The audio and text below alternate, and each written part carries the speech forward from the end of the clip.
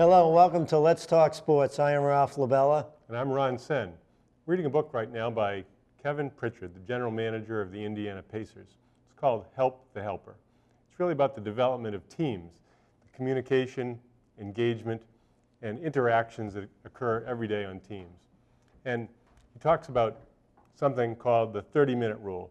And he says if anybody has an issue that they spend more than 30 minutes talking about or thinking about, they really should meet with the other person or the team and discuss it in greater length. Well, this week the sectional championships of the girls basketball were held, and of the top 3 divisions, 4 of the 6 teams were private Catholic schools that moved on to the state semifinals. In Division 1 North was Central Catholic, Division 2 Arlington Catholic, Division 3 was St. Mary's of Lynn, and in the South was Archbishop Williams, I believe, in Division 3. So is this a problem? I don't know. Certainly, it's understandable that players would want to play for good teams, and how much retention and recruitment goes on, we don't know. We'll never find out. Yeah, I don't worry about the problem though, Ron. I look at Melrose, the Melrose situation. You know, a couple of real good basketball players from Melrose went to Arlington Catholic. They were keys in the team over the last 4 years, a number of players. But I don't look at that. I mean, Melrose has beautiful gym. School is very good. I guess what I've been told is that the grades are higher in Melrose than they are in Arlington Catholic, but you don't have the Catholic school, you know. Right. It's understandable that if you want a certain religious education background, that's important. If you look at objective tests, at least as I did before, the MCAS scores are not higher at Arlington Catholic than they are at Melrose. They are, in fact, Melrose is higher. And of course, you don't have to be certified to teach at a private school. Right. You know, which is not to say you can't get a great education at these schools, and you know, but it's school choice. People can go wherever they want to go. In the long run, if you want to have your players stay in your own community, you want to have a great school system, you want to have a great athletic program, you want to have good coaching at multiple levels, a lot of community interest, and coaches need to go down and schmooze with the players and the families and let them know that they're going to get a good experience. Yeah, I mean, that's what I told when we were helping Coach Ferranti and Coach Brady at the beginning, and Brady did a real good job of that. You know, you go down and you get to know the parents and you get to know the players. I mean, Melrose history in basketball up till recently has been tremendous, and the kids wanted to go there. But, you know, yeah, especially with Coach Brady, the families liked Coach Brady. He was very good to the younger kids, you know, and even the high school players. The players enjoyed him. But I used to talk to Coach Ferranti about it, and even more, not a knock on him, he felt that, hey, if you know the type of teams we've had, if you want to come here, you come here. If you don't want to come here, you don't come here. And I told him, I said, it's a problem because you're going to be losing players. Well, Buckley's one of the star players now for Arlington Catholic. I don't know if she'd have went there or not, but if they had an excellent coach here who got along with the players when they were younger and worked with them, who knows? Right. In an individual situation, you never know, or we don't know the answer, but it hardly seems that you can go wrong by promoting your program, your school, yourself, the environment. Let people know that you're a reasonable person, if you are a reasonable person, and that you're going to have your priorities on straight. You know, family issues are going to come first, then school, then basketball. But basketball is important for those 2 hours that we have you, several days a week. Yeah, and I look at the high school. If you're talking about basketball, which we are, I look at the high school team and I see there's a lot of talent, a lot of young talent on that team, and if they work with them properly, if they get enough work in the off season, if they come in the right frame of mind, I think that program can be successful again in the near future. But that all comes from, really, it's running the program properly. It's right. That simple. And it's sometimes there's a fine line between what's reasonable and not reasonable. Obviously, in the news this week, there's been issues about the women's coach at Boston University, who 4 players said they quit the team. 2 of them are still in school. 2 of them apparently withdrew because they felt that they were verbally abused by the coach. Other players, including players that we know, Carolyn Stewart, who was at Masco and played against Melrose, and Rashadat Agbula from Methuen, who was one of the captains this year, came out and supported the coach. So it's not black and white, that's for sure. The university apparently instructed the coach not to discuss this publicly, and something's going to come out of it. You know what it comes down to too, sometimes, I don't know if that's the case here, but if you really love the game and you really want to be pushed and you really want to become the best and you want the coach to push everybody to get them to be the best, those players will stick behind the coach because they want to become the best. Like Gino Auriemma, I mean, he pushes them as much, probably harder than the BU girls coach, but they're successful and they all want to be successful. All the girls that go to UConn, they'll do anything to be successful, and they'll take just about anything. I mean, I watched the UConn game yesterday, and it's a love-hate thing with all the players. At times they can't stand them, and at times they love them. But when they win, well, I played on a Division I college baseball team back in the 1970s, and frankly, I didn't get along with the coach at all. Didn't get a lot of playing time. If they had 25 players on the team, I had to be the 25th, and I ultimately withdrew from baseball and moved on and worked on my studies. Well, later on, a manager leaked an expose to the Harvard Independent, basically slammed the coach for what he had to say about a number of individual players. I won't name any of them, of course. And the coach got fired. So I'm not saying I had anything to do with getting the coach fired, because I just left on acceptable terms. But obviously the manager who discussed what was going on behind the scenes, he got the coach fired.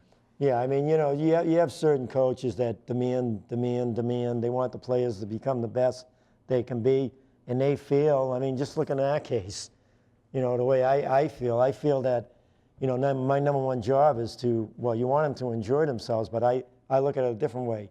Once they become a real good basketball player and learn how to execute the game, they're going to have a ton of fun, because that's what it's all about. And I push, but sometimes I think I push too much. And then I look at it, and you want the players to become the best they can be. Well, if you want to be successful in basketball or practically every other sport, you have to be able to apply and withstand pressure. And to be able to do that, you have to simulate situations in practice, high intensity, where players have a chance to succeed and make errors. And you have to be corrected, and it needs a lot of repetition, and you can't ignore mistakes. No matter whether it happens one time or 20 times, you still have to correct that mistake, because you're not doing players a favor by letting them do something wrong over and over again, because it's just going to keep happening. Yeah, and as long as you communicate with them, the biggest thing is I had a parent one day call me up several years ago, upset because I was really praising one player who really developed a ton for us, and Sydney Doherty.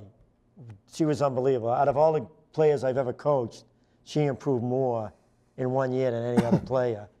And that between the 6th and 7th grade, and then the 7th and 8th, it was amazing. And I really spoke highly of her in one practice, and and one of the other players got upset and went home, and her father called me, upset, and I said, listen, I says, who cares more about your daughter other than you and your wife? I says, who does? You know who does. And then he just shut up, and he got on the right page with me. I was trying to send a message to his daughter that, hey, you can be even as good as her or better if you give the effort she is. I didn't feel she was. So I used that philosophy in that case, and I said to the parent when he called me, I said, you're ruining it. I mean, there's a reason why I said that, because I want your daughter, I know, isn't giving enough. She's not giving enough against especially the tough players.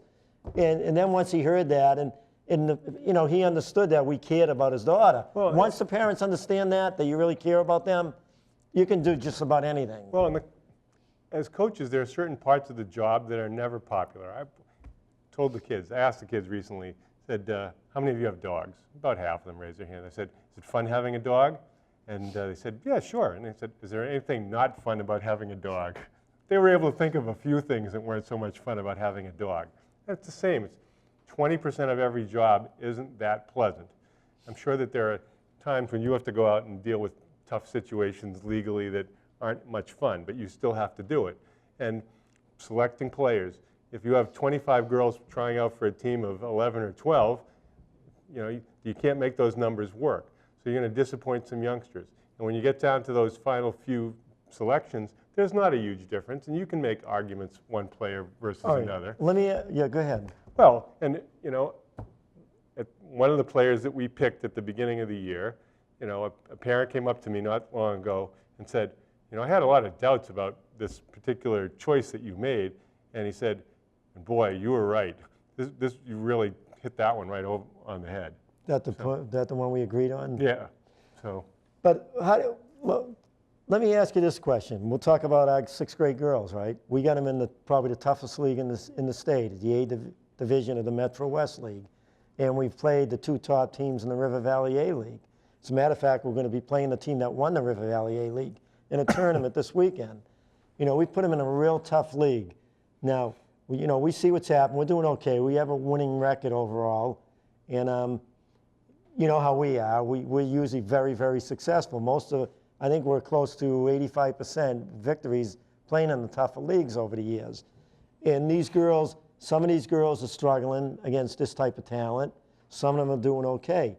Well, what do you recommend? I mean, I talked to the parents about a month ago. I don't think you were there about, there's got to be an effort here. If you want to stay in this type of a league and you want to play against these teams, we've got to be totally committed, not just the players, the parents. Well, and if you ask the kids, they'd rather play better competition and take their lumps when they have to, rather than play bad teams and win easily all the time. And another thing that comes up that's difficult is playing time. What I think is most appropriate is if a player feels that he or she isn't getting the playing time, she needs to go to the coaching staff and say, what do I have to do to get on the floor, on the field, on the court, whatever? Where can my game improve so that they can work on it? And whenever a player does that, that's tremendously respectable. And when you talk to parents, I'm always happy to talk to a parent about a person's playing time, but I'll never talk about another player versus their youngster, because that's not right. Yeah, last week I had a player come up to me. She said, Mr. LaBella, what do I have to do? First she asked me if I can help her with a shot, we could work on it, and I told her, I says, we've gone over it a number of times. I says, the thing is, mentally, you've got to understand, we've worked on your form, and there's times of practice where you're burying your shots. And then I see you in the next practice, and you're going back to your bad habits. I said, you really got to get disciplined. But I said, to get more time, you've got to understand all the plays we're running. If you're in the wrong spot when a team is pressing us, it just breaks our whole team down. Right. So, I mean, that's what I told her. I says, just keep working hard and just keep trying to do the right thing out there. Here's a shooting tip for young players. I'll have them stand along the baseline, even with the backboard, about 10 feet from the basket. I say, pick a spot on the side of the backboard, and I want you to hit that over and over and over again. Now, obviously, if you miss left or right, you chase the ball, But if you do that, you get pretty accurate because you don't feel like chasing the ball. And if you have too much of the guide hand on the ball, you're not going to be able to do that. So that's a very simple tip that I think has helped a lot of players through the years, but not very many people know about it. Yeah, the thing, I've been thinking about that too, which I don't disagree with you as much, but I think for a person to learn how to shoot, most of the time when they use the backboard, they shoot the ball different. They shoot it harder, and they try to get it to a spot, and they don't release it like they do when they're trying to hit a baseline jump shot.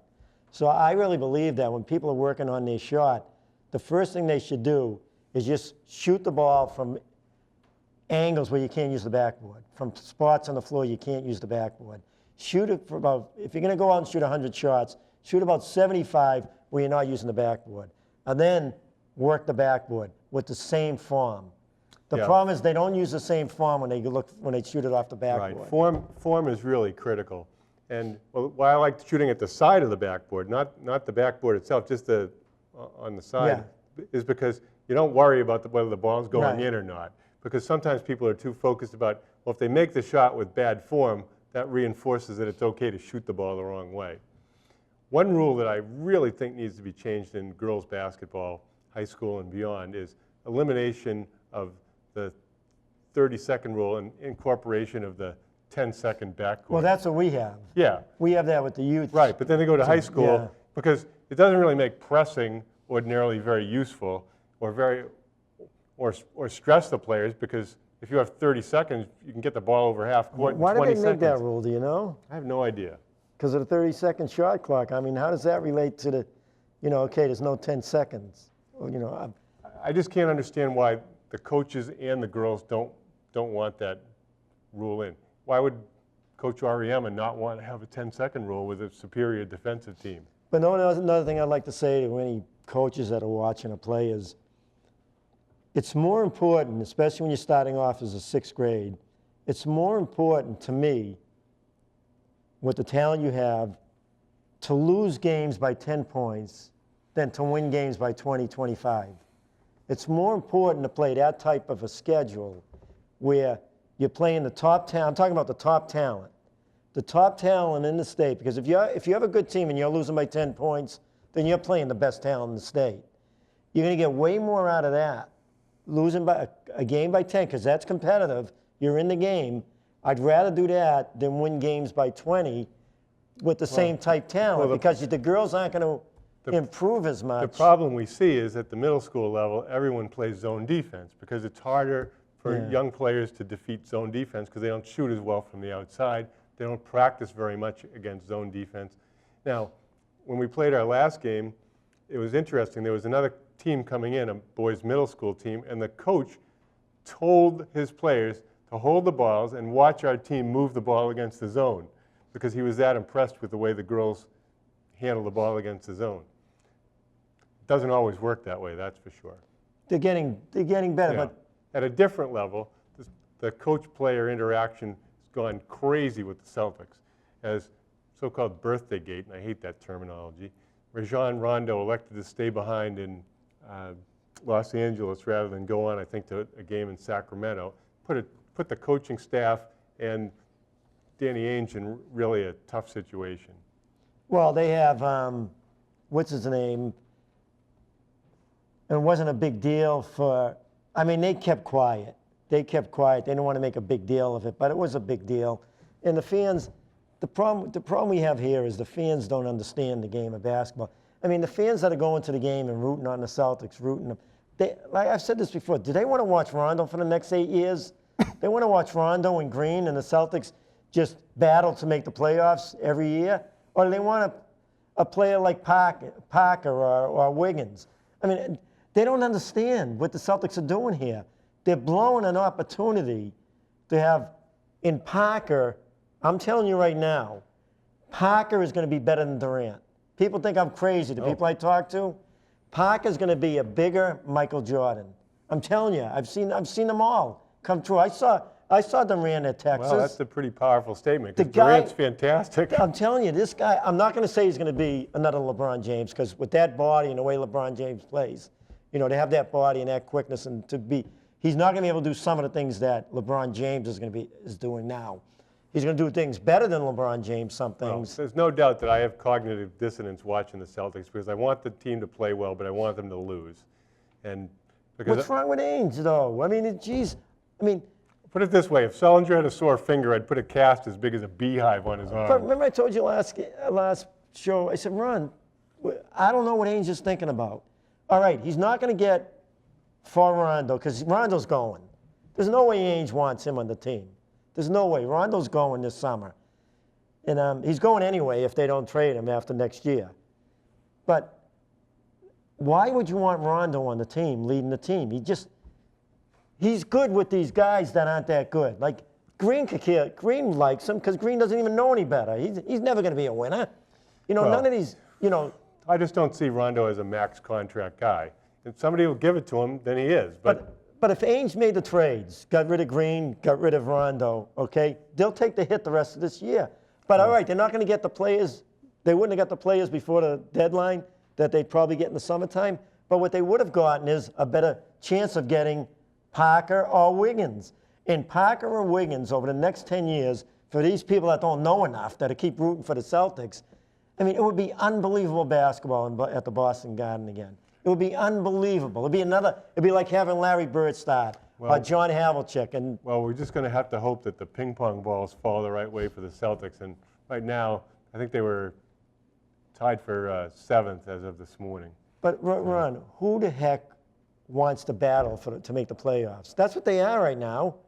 I mean, why wouldn't you take the chance? you're going to have a better chance of getting Parker or Wiggins if you keep Well, I know losing. the other side of the argument is, well, you don't want to develop a losing culture. But I agree with you. We'll be right back.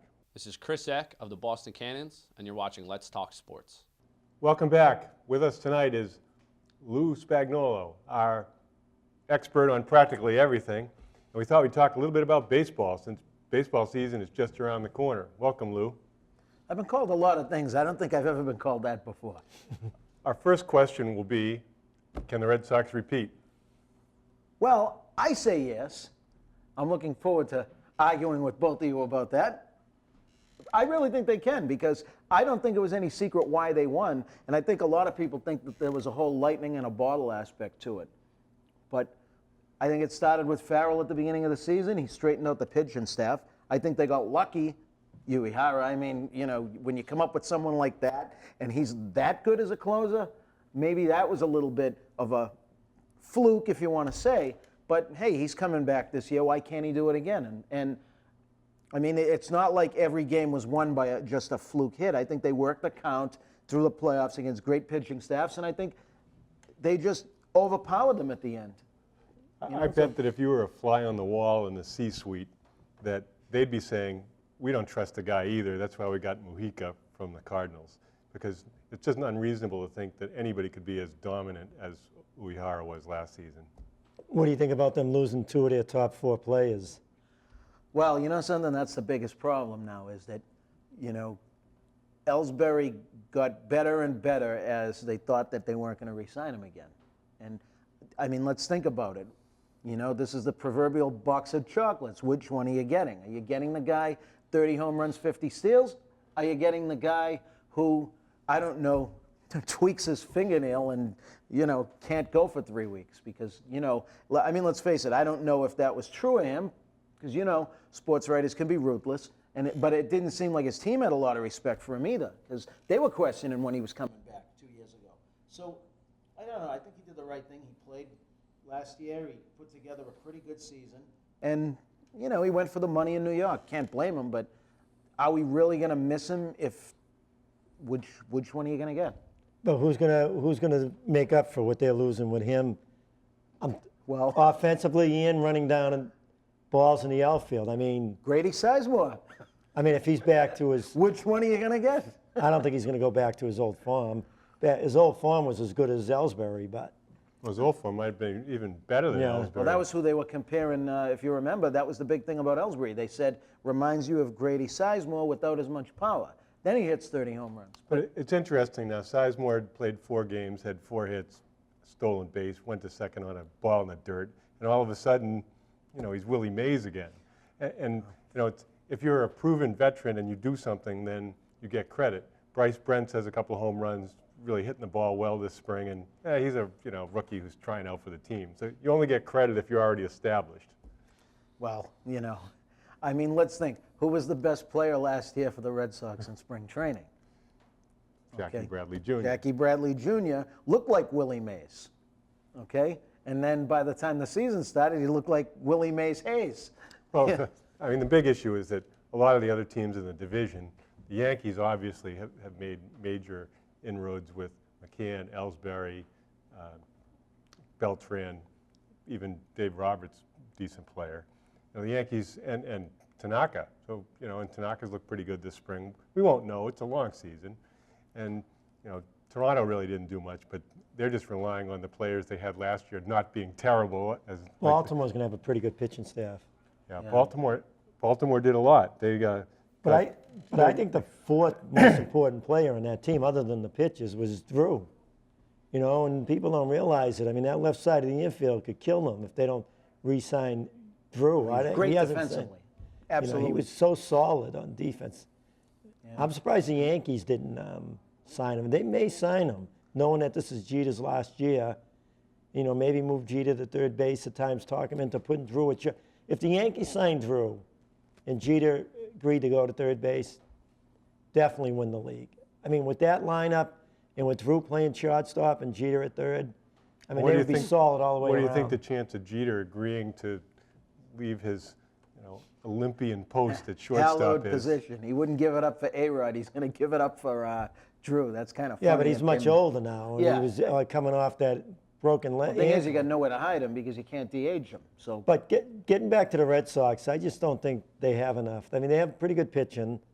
I mean, the field, just don't have enough. I mean, last year they just came up with so many clutch hits. I mean, Gomes is going to be a problem because you got Nava. If Nava hits like he did last year, you can't keep one of the best on-base players as an outfielder in the league on the bench. For Gomes, he's a 240 hitter. it always works out, though, in the end. That's one of those things that it's like when you have 7 starting pitchers and everybody says, oh, well, what are you going to do? They might have to trade someone. And then somebody always goes down. Somebody has a lousy spring training, or somebody just tweaks something and ends up on the bench for 2 months, a la Clay Buchholz. Well, you always know somebody's going to get a hamstring pull, somebody's going to get a high ankle sprain, somebody's going to get hit in the hand and break a finger. And they work themselves into or out of a position because, Nava, you'd like to believe, I mean, he had that nice little run there when he was hitting and everyone was like, wow, Nava, But I don't know. I mean, I don't think anybody can, automatically pen anybody in. I mean, because there's a lot of question marks. Now, who's going to play center field? Is it going to be Jackie Bradley? Is it, you could say, okay, well, They're talking Victorino, too, if they don't hit. Victorino moving over might be the best, and you put Grady Sizemore in left. But Could be good. Victorino, even though he played out center field in the National League, he's not that good as a center fielder. He was. When he went in for Ellsbury a couple of times, his angles on those drives to left center and right center were terrible. Balls were getting by him that that's Ellsbury true, would and catch. that's actually what they said about Ellsbury back when he first took the job, and that Coco Crisp was a better outfielder because he was taking bad angles at balls. Ellsbury when he was a rookie. So it takes time, I think, to learn a pocket. Well, the Orioles had a very good lineup, and they added Nelson Cruz. They got Jameel Weeks, who's a decent second baseman. He can run a little bit. They got Alex Gonzalez, another good backup player. They already have a good Couple good shortstop. pitches. And how many home runs is Chris Davis going to hit? Right. So I mean, They're going to have a good team. But you know what? It always goes back to the same thing, pitching. And the reason why the Yankees, I mean, let's face it. The Yankees. There were some years that the uniform won 90 games for them. I'm just convinced that it's the way it goes. The pinstripes. Well, how many wins is it going to take to win the AL East? 95. You know what, though? It's surprising. The Red Sox looked like they'd cruised to 100 last year, and they came close. But Tampa Bay, again, look at the pitchers they have. I mean, Archer was great last year, and now he looks like he's going to be the second coming of Price, and they still have Price. And they just always seem to have Cobb's pretty four good, too. live arms, And they got Balfour as a closer now. Yeah, so I think that it's going to be one of those things that I think who wins the division is the team that wins the most in the division. Because if you can, let's face it, if you can, the Red Sox can go 500, against the Yankees on most years, we say, oh, well, that's great, But now you got to look at it that Baltimore comes here, they want to beat the Red Sox 19 games, It's always going to be that, The whole Bug Showalter wants to jam it down their throat. Dan Duquette wants to jam it down their throat. I could see the Red Sox in 4th place this year. Last year, I Anything's possible. was worried about them when no one else was. As a Yankee fan, I was worried about the Red Sox coming back because I knew the players, Pedroia, who I really like, and the pitching staff they had. We talked about that before the season started last year. But I look at them this year and I'm saying to myself, the Yankees have improved a ton. Tampa Bay is going to be tough, and I think Baltimore. I think those 3 teams could beat out the Red Sox. Yeah, I'm not saying they're absolutely. going to, but I think it's going to be a battle between those. I think the Yankees will win 95, and the other 3 teams will battle for 90. Yeah, That's what I look at. I think 93 wins is going to get it this year. I just think the division is going to be really tough within the division. And I see the Red Sox missing the playoffs. I think they just had an inordinate amount of good fortune last year. It could really come down to this, though. What's the back end of their rotation going to look like? Because right now, you can say, automatically, that Lester, and now Lackey seems like he's back in the playoffs. He threw like that guy that they gave all the money to. Now, how's Lackey going to be when the shortstop doesn't make the plays this year? But then who else, though? Now, Buchholz. Now, he said he was the 5th starter. So, I mean, which is fine because... Well, he won't be the 5th starter. Yeah, they've got him listed as the 5th Yeah, but starter. he's actually the number 1 pitcher. Yeah, on the if you team. start him 5th starter, I think, yeah, whatever, because you know how it goes. The games are spread out a little in April. You get the weather going Well, on. they're probably taking care of him. That's why. and that's the way to go. But talent-wise, when he's healthy, he's better than Lester when he's healthy. I agree. I think he's the best on the team with what he's got to offer. I mean, I kind of look at him and I wish he'd eat a couple of steaks and put on some pounds. Well, 'cause, But we always talked about that with his arm. We talked about that a couple of Well, years we always ago. talk about two things. We talk about being able to have swing and miss pitches, for clutch situations. But during most of the game, pitchers are taught to pitch to contact. Right. Because, keep the ball in the park, but, try to fool them, but let them hit the ball at somebody. Yeah, get the game over with, and I think it'll be who we looking at? Dubront, then you got Peavy. What's Peavy Peavy's going to be give? fair. He doesn't have great stuff anymore. No, I don't think so. I think Buckholz is going to be a key. I think Lester now, he has the confidence. I watched him the other day. He looked tremendous. He looked really good. Well, the it's going to sixth come guy, down. Workman might end up being very important because, as we know, at least one of those guys will go down. Yeah, but Webster, I like the other guy, Webster, the little guy on TV better. Yeah, but who cares? Who cares about those guys, really? It's going to come down to Buckholz healthy. Big and three. If Lester really becomes the pitcher, as he was in the playoffs last year, if he's that type of pitcher, where don't forget, the year before, 4.75 ERA. Last year, 3.75. That's not $20 million pitcher to me, but in the playoffs, he had that great run. Yeah, and the big thing, though, I think, is at some point, and it's been said, too, you attribute that to good coaching. And you say, hey, you know what? They got a guy that came in, and everybody wants to think of Farrell as a drill sergeant. They want to think like, it's one of the sports writers' angle of they want to think big, tough coach, But no great coach, as you guys know, bullies their players into playing well. It's respect is the big thing. Oh, and that's I the think key. he came in, and they all bought into what he wanted to do. Well, they all knew him. Absolutely. They all knew him. But you know what it is? Yeah. I don't think you can mistake, though, that the same guys that, like you said, 4.75 ERA, and all of a sudden he comes in, and there was something there. I don't know if it was only the respect they had for him.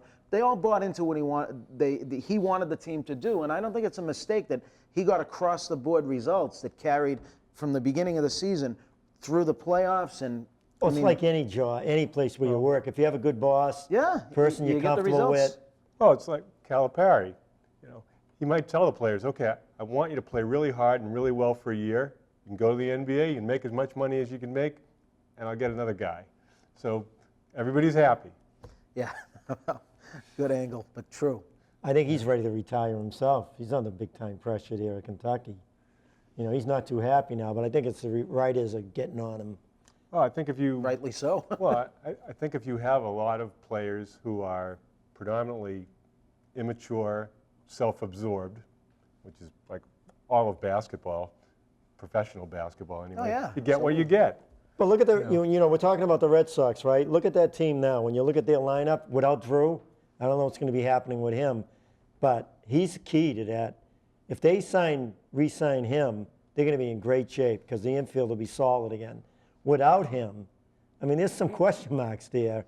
That whole left side of the infield. Well, it remains to be seen, though, because, if they put, Middlebrooks made a couple of errors, and I think that's what really caused people to panic. Well, plus, Bogart's not as good as Drew at shot. Oh, no, he's not as good as he's him. definitely not, but he could prove, I think it's more than like throwing Will Cordero out there and expecting him to play like, Nomar did, or, putting anybody out there and expecting him just like, he looks like Ozzie Smith out there. It's not What going to happen. what if he hits 210? What if he hits 210? Then they're not sure he's going to have a big season. But They that's think the he's thing. going to. That's why I think really comes down to pitching. I think good pitching, a lot of times it just happens that you put a guy out there for the first month of season and he just ends up getting a lot of balls hit to him, gets his confidence up. He's young. This is going to be his first year of going in and thinking, I am the guy, and sometimes that can be too much. Well, and the other thing is he's not going to be facing ace pitchers every day either. Yeah. That he had to in the postseason, facing some of the best pitchers And he in did, and he baseball, did and he acquit handled it. himself well. They made me laugh. All they talk about, you hear Buck and some of these other guys talking about, with that 6-pitch at bat when he took the walk and he was behind 0-2. The umpire missed 2 strikes right on the corner, if you remember that at bat. I do. He blew one. It was right on the corner. It would have been strike 3. But all you hear is what an eye he has 6-pitch walk and a big Oh, you got to give him game. credit though. He did. He took it. No, and but they I mean, he called took it a ball. pitch right on the corner for a 3rd strike instead of swinging at it, and he lucked out. But all you hear about is that he had a great at-bat, which he didn't really. But, you know, that's the Boston writers and the Boston fans. They're not the brightest, I'll tell you. Well, you're right. You're not wrong about that. But me, all I know is I thought it was a heck of an at bat because he didn't strike him. So, All that matters is the end, not the end result. Absolutely. now. Obviously, they've experimented with replays in spring training. I don't think the Red Sox have been involved in a replay example Oh, don't yet. worry though. I was just thinking when I heard about the whole replay thing, I said, yeah, they need to make the games longer. Yeah, But how many do you actually see? I don't think there's going to be that many No, replays. honestly, I think it's a good idea because They should do it like it's hockey. I remember that game when the Yankees, the Red Sox Yankees, and they hit the home run and it hit the guy right in the chest and he stood totally still. It hit him in the chest and came back, and it was the best acting I've ever seen. And they called it. They didn't call it a home run, but then they went back and talked about it. And I remember thinking that right there is a perfect case for replay, things like that. Of course, then we all know about the Yankees-Orioles. Remember the Jeffrey Meyer? Yeah. That whole thing. But Well, Don Denkinger talks about how the play at first base with Kansas City and St. Louis haunted him the rest of his life. He said if they had replay, they would have got the call right, and he wouldn't have ended up being a GOAT for the rest of his life. What do you think You're right about Ortiz is? that. What do you think Ortiz is going to do this year? let's see. Complain. He's going to talk about how disrespected he is. He's probably going to just do what he has been doing. I mean, he slimmed down, and God knows what his secret is, because I'll tell you, look at how great he looked last year. He had that swing back, everything about him. The swagger was back. But and how now- does he get that type of swing where 3 or 4 years ago he couldn't get around on a fastball? It's amazing to me. 4 months from now, who will be the lead grouser of the Red Sox when things are going bad? Oof. Well, that's, that right there is crystal ball material, or at least magic 8-ball right. material. Hard to say. I'll pick John Lackey out of the hat. Well, if they're not playing good D behind him, that's Well, for no, sure. I think it's because Lackey's got a contract that says if he comes back and pitches for them next year, he's pitching at like $750,000 because he had to sit out a year with the Tommy John surgery. So if he's doing well and he's coming back at barely above the rookie minimum, I think he's going to be pretty unhappy. Well, the behind-the-scenes talk, I always hear what a great guy he is, and that people really like him, and that he's not a complainer or anything. And I think based on the 2 years ago, he was hurt, and he didn't say a word, and he really sucked it up. I mean, he could have just said, "Hey, I'm hurt, leave me alone." He didn't. He just said nothing. He went out there. He kept trying to pitch, and I thought it was one of the more honorable things. And to see him come back and throw well in the playoffs and in the World Series, I thought that was a great thing because, he's a classic example of I'm going to shut them up with my performance, and he really did. And I don't think enough got talked about for that. But having said that, he just doesn't strike me as the kind of guy that would now pull an Ortiz and complain about a contract. I think it's going to be Gomes. People don't think that so, but I think it's going to be Gomes because Nava's got to play. Forget keeping Gomes happy. He's a backup. When they want to give someone a rest, that's fine. But to sit Nava down, one of the best hitters in baseball last year, especially on base percentage. Well, I think the interesting thing about Nava, he didn't have much power as far as home runs after the All-Star break, but I'm pretty sure his average on base percentage was Wasn't it higher. third as an outfielder in the Yeah. American League? Well, I think he was in the top. He was certainly in the top He 10. got it done. You don't want to keep a guy like that on the bench. And he's not a butcher in the field. I mean, he's pretty solid. But I don't know, does Gomes have that in him that he's saying, I want to play, I want to play? I'll tell you, to answer that question, Ortiz. I think he's going to be the biggest baby, and they're going to have to find a way to get him his binky, whatever it is, because that's who he is. Well, we've spoken, and we'll see what happens. We'll be right back. Hey, this is Paul Rabel from the Boston Cannons, and you're watching Let's Talk Sports.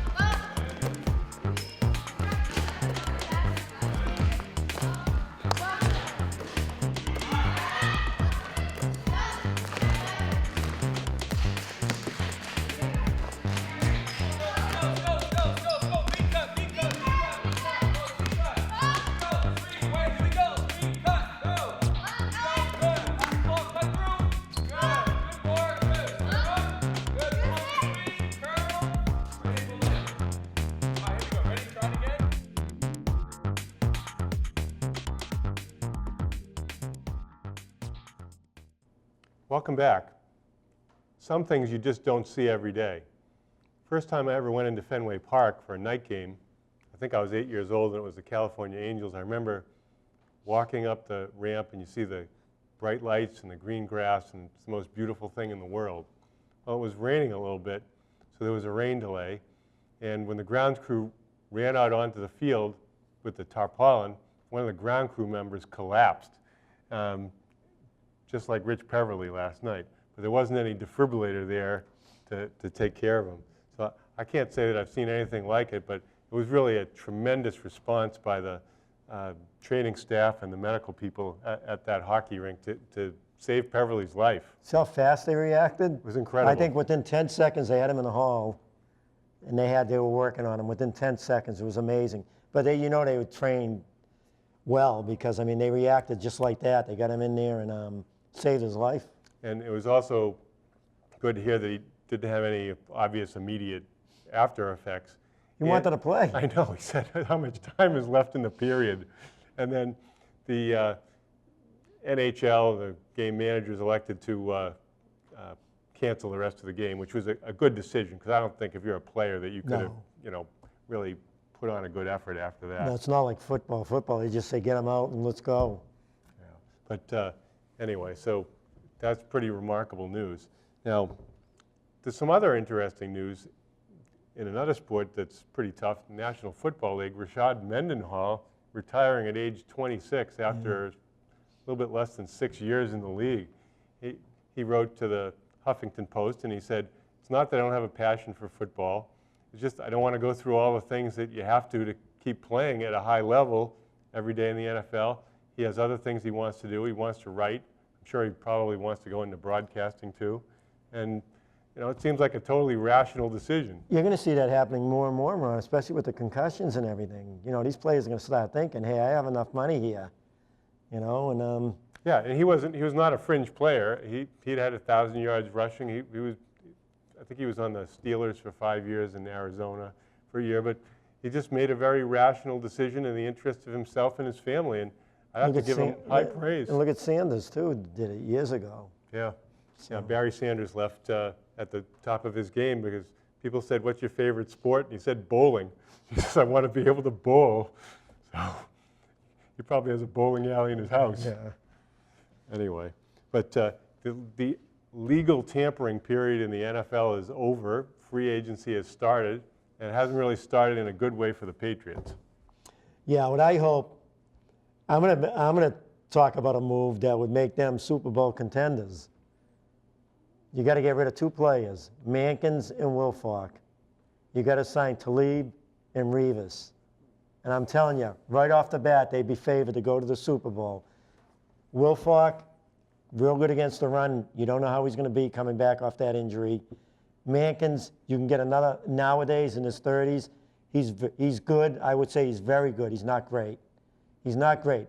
Not to give him $10 million. So between Wilfork and Mankins, you're going to be saving $18 million, enough money to sign Talib and Revis. You got two of the top cornerbacks in football. You got enough defensive linemen. The way they ended up last year, they were fine. You got Collins at linebacker now. Hightower was terrific at the end of the year. You got Mayo coming back. Look at that defense. Well, what Ralph's saying in another way is you're matching up to be able to defeat the Andrew Lucks and Peyton Mannings of the league because that's what it's come to in the National Football League now. People torch you with the pass. And the Patriots, of course, offensively, they've got to be able to keep the rush out up the middle. And I don't know what's going to happen at the center position. If Mankins was so great, Brady maybe wouldn't have got all these attacks up the middle. But Ron, we talked about this. Today I talked to you after practice. I says, what does Mankins do? What does he do that's special, that's much better than anybody else? I mean, if the one thing is Vollmer has been injured with his back. Right. But if he's healthy and Solder, you're pretty good at tackle. You got Cannon who had a good year last year. You've got Conley and Wendell as a center. And then, they have McDonald. They have these other offensive linemen. They fill in pretty good. What I would do, if I made that move, you'd have to sign Edelman too. I mean, they gave him a bad deal today, and Edelman said no. but you'd have to sign him. Hope Gronkowski comes back healthy. But, you look at that team, why not draft a real good offensive lineman? They're around in your first pick. Well, the other person that they've been talking a little bit, and I don't know if the Patriots have been talking about him, but has been talked about on the NFL scene is Darren Sproles. Because to change up your offense a little bit, so you'd have both Vereen and Sproles possibly as big threats out of the backfield in the spread passing game. And then they're talking about that defensive lineman. They got 14 sacks last year. He's 31. I forget his name. But they're thinking, the Pats have been looking at him too. But what I'm saying to myself, Well, there was a call on the radio yesterday from a young woman who was she said she was sitting in the cardiology clinic at Mass General Hospital, and Jason Avant was there getting testing. So I presume he was getting a detailed physical. So that doesn't mean the Patriots are going to sign him. But what about that? The fans are calling in on who's getting the physical. well, let me ask you, would you rather have Wilfork and Mankins, or would you rather lose them and have Revis and Talib? Well, I'm agreeing with you. I'd rather have the two cornerbacks. Wilfork's been a great teammate, great ambassador, great leader. But, if it is a business, he's potentially replaceable at a lower cost. And plus, Ron, remember, they pass more nowadays than they run. So when they pass, he's useless. He's going to be useless against the pass. He's small. You know my argument's been. Doesn't get his arms up and, doesn't get in the quarterback's face. So he's useless against the pass. So against the run, they have enough there now. I like that guy that played the last 6 games for them. Sapuaga. Sapuaga looked real good. And then you have Volano and you have the other Jones, Chris Jones. Yep. And then you might have, what's his name back? The guy, Kelly back. So why not? Why not go? Let Wilfork go with some other team. You gave him great money. What do you owe him? Well, and the National Football League years are dog years. So if you're in a league 10 years, that's a million years as far as the wear and tear on your body. So I don't know the track record of 350-pound guys returning from Achilles surgery. Maybe it's great, but I don't know. But I guarantee right now, if you hear, and I hear this, Revis, they may sign Revis. If you see that they sign Revis, they're going to renegotiate with Wilfork and maybe Mankins. And if they don't want to renegotiate, they're going to be gone. When Edelman had some legal trouble a couple of years ago, I have it on reliable source. There was kind of an interesting story behind it. Anyways, it was at a Halloween party at a club, and basically Edelman really didn't do anything. He just was accused of doing something, and they had tapes that he was exonerated. But the two things that were most upsetting to him were, number one, he said, "What's my mother going to say about this?" He's a decent guy. And two, apparently he was in a Reno 911 costume, and he said, "I don't want to have a mugshot in a Reno 911 costume." But I hope they don't lose him. No, he had a He's a terrific great year. punt returner. He's 100-something catches. He's quick coming out of the backfield. I think he's as good as Welker, if not, well, he's better than Welker now. Well, he's younger. He stayed healthy this year, and he's in sync with Brady. So if you're going to have Brady, you can't have Brady with no weapons or guys who come in and don't know the system. So obviously they paid Amendola $2 million. So they had to because they didn't sign Edelman. So obviously if they'd signed Edelman, maybe Amendola wouldn't have gotten paid that bonus. I don't know what they're thinking about. You just look at the team. If they make do those two things I said, sign Edelman, get Revis, get Talib, hopefully Dobson becomes the end. They can probably draft another end. And you got to hope, if you add Edelman and you hope Gronkowski comes back healthy, you got to hope. There's ifs. But Ron, then you get another top offensive lineman in the draft? You wonder, they had, on the NFL Network, they had the list of some of the salary cap room that some of these teams have. Oakland Raiders has $60 million to spend. The Jets, I think, were close to 40. Cleveland had a huge amount. You just say, where did all the money go? Well, the Pats would have $30 million if they let Wilfork, who's I would let go, and Mankins, they'd have $30 million. And they get, listen, well, your number one draft pick, I don't know who they're looking at, you get a top-notch offensive lineman and slide him in there with Solder and Vollmer and Cannon. And Wendell will probably still be the center. Well, I don't know. Certainly the Patriots they pay a little bit of lip service to the whole, we're the Patriots family, that we do it this way. On the other hand, they can be pretty brutal in cutting guys too. So it'll be really interesting to see how it plays out. I mean, I expect that Will Fork will get restructured and he'll stay around. Whether he can come back or not from this injury, I mean, somebody probably knows I'm sure they have a good idea whether he can come back now, what kind of rehab he's doing, et cetera. Well, yeah, I really believe the Pats are hoping that he balks against the restructure. They want him gone. I know they want him gone. They don't want Will Fork back. There's no way they want him back after the Achilles. He's in his 30s. They know it's a passing game nowadays. They want to save that money, but they don't want the fans getting upset at them. So they try to renegotiate. Will Fork gets mad. He says no. He becomes a free agent, goes signs with someone else, and the Pats have money. But you'll know that they're going to do that if they sign Revis. And they're one of the teams, them and Philly, I hear. So if they sign Revis and Talib, you know something's happening with at least Will Fork and maybe Mankins. But that's a perfect situation. Then get a good young offensive lineman. Well, obviously, if they got Revis and Talib, that would change what their whole thinking was They in the become the draft. favorites. Oh, yeah. I mean, I'd have to agree with that. They'd be unreal. And then hope that the offensive players stay healthy because you're thin. Maybe get another. But you get draft picks and you got free agents still to sign. Well, and then, knowing the Patriots, they'd probably charge an extra $25 a seat, too. So that I should call Belichick. I got it down pat. They'll be the Super Bowl champs if they do those moves. You probably have them on speed dial. What about the high school? Let's talk about the hockey. Two terrific teams at Melrose High. Well, Melrose girls played a terrific game against Lincoln Sudbury over at Concord. Now, I was very disappointed in the ice conditions there. Oh. The rink was very warm. It was probably in the high 40s. The ice was not completely frozen after the Zamboni spread it. And in fact, the referees before the third period allowed a few minutes to try to let the ice freeze. And there were players that overskated pucks that just stuck.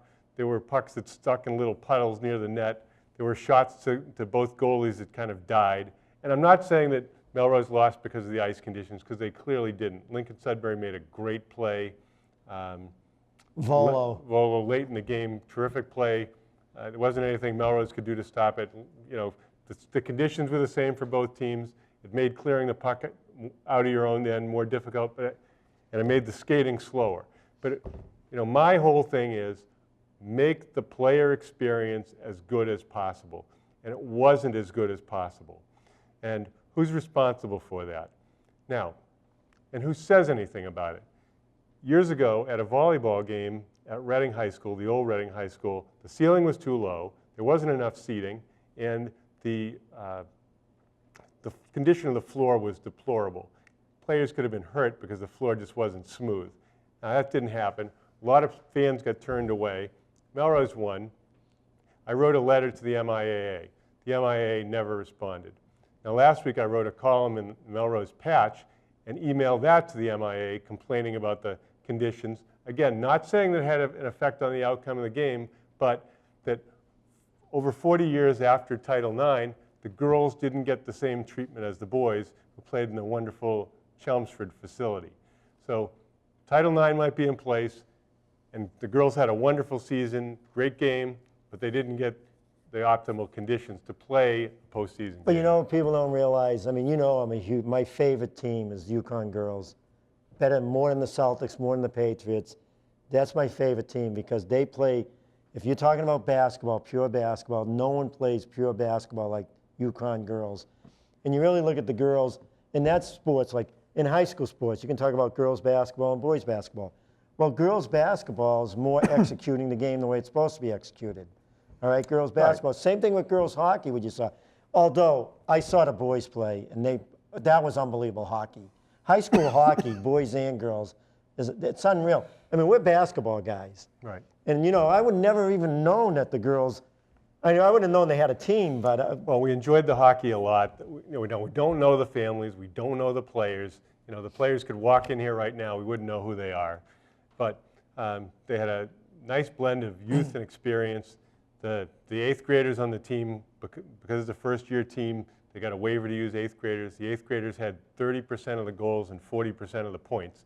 So it wasn't like they were just along for the ride. They were a big part of the team. And coaches Rush and Tetrell did a great job. Yeah, and you look at them, I mean, it's a shame because, I mean, even basketball, it's gone down. The fans used to be filled when they had the real good teams. Now they hardly go. And, you know, it's a shame. They should be cheering on their team. You know, we go to, you know, I don't think how many games have we missed this year because of the girls we coached? But this hockey team, I mean, people don't realize what's going on with this girls hockey team. This girls hockey is unbelievable. You know, you're right there on the ice and you're watching them. I mean, they're flying. And there's, I mean, 8, 9, 10th, 11th, 12th graders. And they're flying and they're getting taken out. They're getting taken out near the boards, going full speed. They come right back at you. You talk about competitors. I never even thought that this was going on in girls hockey. We saw a girl, for people who think there's no contact in girls hockey, we saw one girl punch a girl right in the face mask, first game of the season. And we saw penalties for checking. We saw, there was one time the puck got shot into the bench. I don't know if it was an accident or on purpose, you know, but I don't know. I remember one of the Melrose players gets knocked out, and Jill Mercer, one of the nicest kids on the team, next thing you know, she's got the puck and it goes flying in the other team's bench. So I think that was a message. You know, you don't know. But the girls, I mean, we don't know the players, but they're really competitive. The limited times I saw the boys, that was great hockey. Terrific action. You know, they had a lot of the kids were football, hockey, and they'll be playing lacrosse. You know, competitive kids, great athletes. You know, rugged physical play. Just fun to watch. But you know, if it wasn't for Jeff asking us to do the games, we wouldn't have known what was going on. I mean, we would have read in the paper that Melrose, you know, boys lost to Reading, but we never would have seen a game. See how hard they skate and how quick they are and how talented they are. And then the girls, I mean, this girls' program is going to be unreal. I mean, people should go watch them play. Well, and people are going to have to get on the stick with, you know, sports like winter track, gymnastics, hockey. They're going to be taking some good athletes because of a lot of success in those sports. So our favorite sport, basketball, we'll be lucky if we have anybody left to coach. But you know, the thing with, you're right, and for the younger kids, but we have some talent down there with the 6th grade, and Jeff Marte's group is very good. So they got some classes coming up, and the 7th grade had some talent. But there's talent there, and they just got to work it right, and you know, hopefully the girls will stay on right course. But it should be a lot of fun. And Don, one more thing, girls basketball, high school basketball, next year it's going to be entirely different. Okay. I've enjoyed being with you tonight. I'm Ron Sen. And I'm Ralph LaBella, and thank you for watching Let's Talk Sports.